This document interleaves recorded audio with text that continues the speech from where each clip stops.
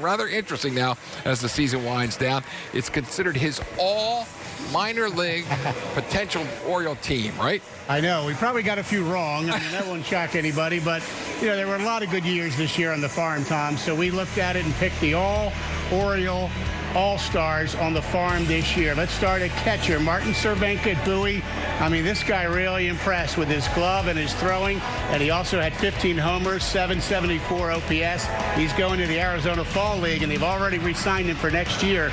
Shows you how much they like him. Aderlyn Rodriguez, first baseman, had one of the most productive years on the farm. 23 homers. He led all Oriole minor leaguers with 92 RBIs. He's a little bit of an older player, so he's not on those up-and-coming prospect lists, but you got to respect his production. And J.C. Escarra at Aberdeen had a great year at first base. Corbin Joseph, we've seen what he can do with the bat here in a limited time in Baltimore, but third in the Eastern League, batting .312. He's the second baseman. Adam Hall, this was an exciting year for this young shortstop at Aberdeen. He ended it late in the year. He had a 20-game hitting streak. He was the Orioles minor league player of the year in August when he hit .390. His defense was pretty good, too, so this was a really good year. And Ryan Mountcastle at third base. Who else? One of the best hitters in the Eastern League this year, .297. And what I like, Tom, is they challenged him to up his walk rate, and he did. He improved it to 6.1. That's not great, but that's a long way from where it was. So Ryan Mountcastle did a lot of good things again this year with the bat. So you've got your infield. Let's check out the outfield now, Steve. A lot of good outfielders here this year, so let's take these three, and there were others, obviously. But Cedric Mullins, he's the Orioles minor league player of the year. He's the Orioles potential center fielder of the future. We've seen what he can do with the speed, with the pop, and the glove. Exciting young player, obviously. Ryan McKenna, he batted .377 this year in Frederick, and he scored 60 runs in 67 games. Now, you've got moved to Bowie, and his average dropped to .239. So probably go back to Bowie and have to prove he can hit at that level. But I think the Orioles think he can, and he will. And but .377, that gets your attention.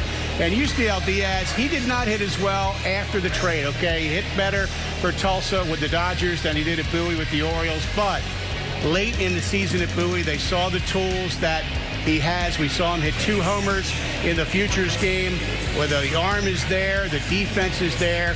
He's at Instructional League right now, Tom, and they're kind of working on his overall hitting approach. They want him to use the whole field more. From position players to pitchers. Good year for pitchers on the O's farm, and we're picking the top lefty starter. This was the hardest to choose because while Keegan Aiken had a great year, was the Eastern League Pitcher of the Year and the Orioles co-pitcher of the year, other lefties were really strong. Zach Lowther, the year he had at Frederick, no Oriole farmhand who had qualifying innings, had a higher ERA. And D.L. Hall, he's going to emerge as the top 100 prospect, and he may emerge over the winter as the top Oriole prospect. He's going to be in the top couple.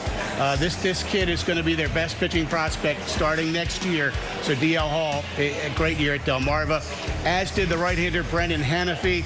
This kid really, Tom, flew under the radar, but he's just 20 years old, a low walk rate, great ground ball rate. .286 ERA was one of the best on the O's farm. The lefty reliever, Tyler Irwin, he's going to the Arizona Fall League, had a great year at Frederick, .158 ERA.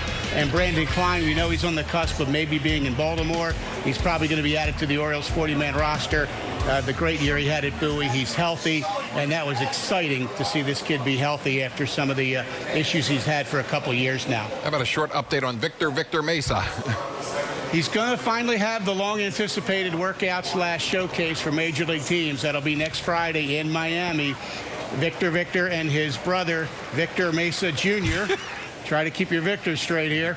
But, that's exciting, Tom, because I think it's telling the industry he's ready to sign, And some scouts really want to see this workout. The Orioles will have plenty of people there because they want to see with their own eyes the hype on this kid. We've seen him in limited samples internationally, and the Orioles and all teams, didn't scout him in Cuba very much. He saw him some video.